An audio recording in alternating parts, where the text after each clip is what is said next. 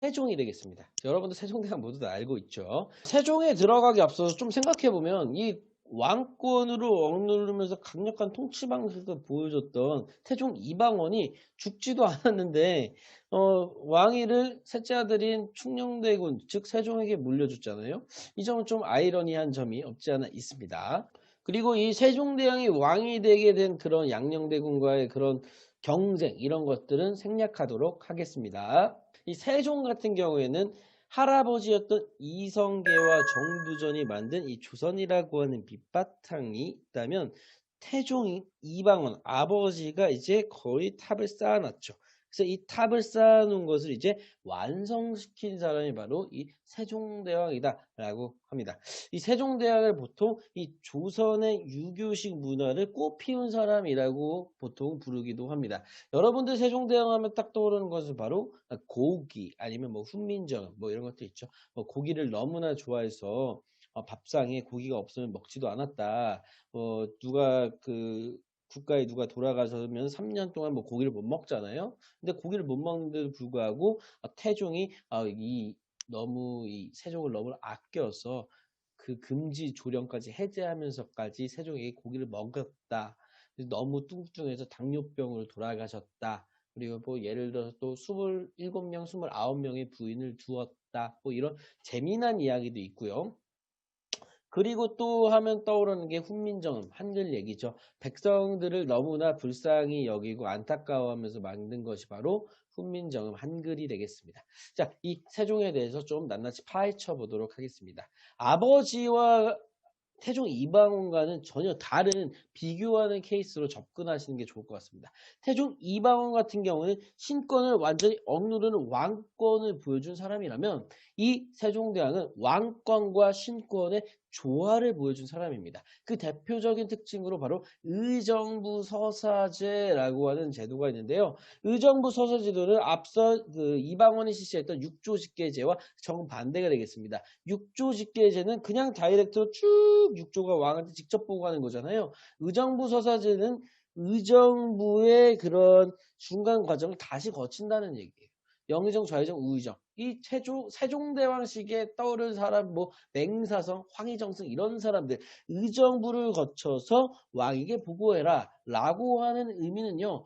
세종이 이제 그렇게 너무 좋아해서 아버지가 읽지 마 하는데도 그 병풍 뒤에서까지 책 읽던 사람 아닙니까? 그래서 만든 것이 바로 집현전 학자들과 맨날 같이 공부하고 하루에 몇 번씩 그런 학문을 토론하고 연구하는 경연제도 같은 것들을 만들어서 연구할 시간이 너무나 부족했기 때문에 그래 정치적인 일은 너네 그 정승들이 해라 라고 했던 것이 바로 의정부 서사제에 담긴 의미가 아닌가 싶습니다. 그래서 왕 5대 6대를 거친 황희정승이 은퇴를 하고 싶어서 그 사직서를 몇 번이나 날렸는데 다 거부했지 않습니까?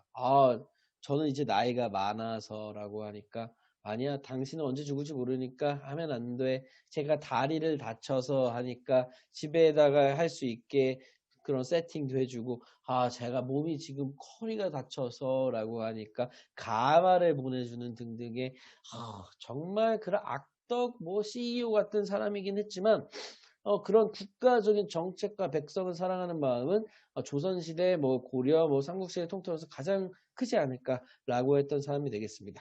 지금 얘기 거의 다 했네요. 그래서 세종 같은 경우에는 의정부 서사제도를 통해서 재상중심 정치를 꿈꿨습니다. 그리고 백성들 중심, 이 성리학이라고 하는 사회는 나라의 중심은 바로 백성입니다. 민본 중심 체제를 이루기 위해서 바로 훈민정음 한글을 만든 것이요. 이 훈민정음 한글 같은 경우는 여러분들 모두 다 알고 있죠. 과학적인 우수성 이런 거는 역사 속에서는 다룰 필요가 없다고 생각합니다. 이 백성들을 위한 정책들을 했던 것이 바로 민본 정책, 바로 훈민정음 되겠습니다. 그리고 신분에 관계없이 내가 잘한다라고 하면은 뽑았죠. 대표적인 사람은 바로 장영실이라고 하는 사람이 있었죠. 치국이 뭐 자경루, 앙부일구, 뭐 해시계 이런 걸 만든 사람이죠. 그런데 여기서 중요한 점은 장영실이라고 하는 사람을 노비 출신임에도 불구하면서 썼다라고 하는 점도 중요하지만 우리 실정에 맞는 과학기술을 만들려고 했던 사람이 바로 세종이었습니다. 그래서 중국식을 따르는 것이 아니라 우리식으로 가자. 그래서 만든 것이 뭐 자경실과 함께 만든 해시계, 뭐 악무일구, 자경루 뭐 이런 것들도 있지만 우리나라식 달력인 칠정산 내편 그리고 우리나라 농토에 적합한 농사직설 만드는 이유가 우리 실정에 맞게 우리 사람들이 쓸 수 있도록 백성들을 위한 그런 모범을 보이기 위한 것이 바로 이러한 정책들이라고 할 수 있습니다. 그래서 이 훈민정음을 만들기 위한 연구 집단으로 바로 집현전이라고 하는 걸 만들었죠. 여기에 대표적인 사람은 신숙주, 성산문, 정인지 이런 사람들이 있지 않습니까? 신숙주가 밤까지 막 새벽까지 공부하다 잠깐 조니까 세종대왕이 용포를 덮어놓고 갔다 하다가 갑자기 깜짝 놀라서 호 일어났다고 하는 일화는 여러분들 많이 들어보셨을 겁니다. 그래서 집현전과 경연을 통해서 성리학적인 사회를 만들기 위해 더욱더 노력했고요. 백성들에게까지 이 성리학을 알려주기 위해 한글을 만들고 삼강행식도 그림 같은 것도 만들고 하는 것들이 바로 세종대왕의 그런 정치 방식이 되겠습니다. 그리고 또한 세종대왕은 이런 국내 정치 문제, 학문 연구에도 관심이 있던 사람이지만 국방 문제에도 굉장히 관심이 많았던 사람이었습니다. 이종무를 시켜서 스시마섬, 즉 대마도를 정벌하기도 하였고요. 이 일본 애들이 교류를 하고 싶어. 너무 이렇게 싸우기만 하는 건 좋지 않아. 라고 하니까 그래 너네 알겠어. 너네가 교류를 하겠어. 부산포, 제포, 연포라고 하는 3포를 개항해서 교류를 하고 어느 정도의 제한을 주면서 교류를 하는 방식. 너네 우리 싸우기도 하고 약간 보살펴주기도 하는 교린 정책을 일본에게 사용하게 됩니다. 또 북방 지역에 있었던 여진족들을 물리치기 위해서 김종서와 최윤덕을 보냈죠. 이 김종서 같은 경우는 백두산 호랑이라고 불릴 정도로 굉장히 무서운 존재였는데요. 바로 지금 지도에도 나오다시피 사군육진을 개척합니다. 이 사군육진이라고 하는 지역을 김종서와 최윤덕이 가서 개척했다라고 하는 것도 중요하지만 이 사군육진이라고 하는 걸 개척하면서 우리나라의 그런 한반도 영토의 그런 국경선 기준이 확립되었다라고 하는 게 중요한 사실이겠죠.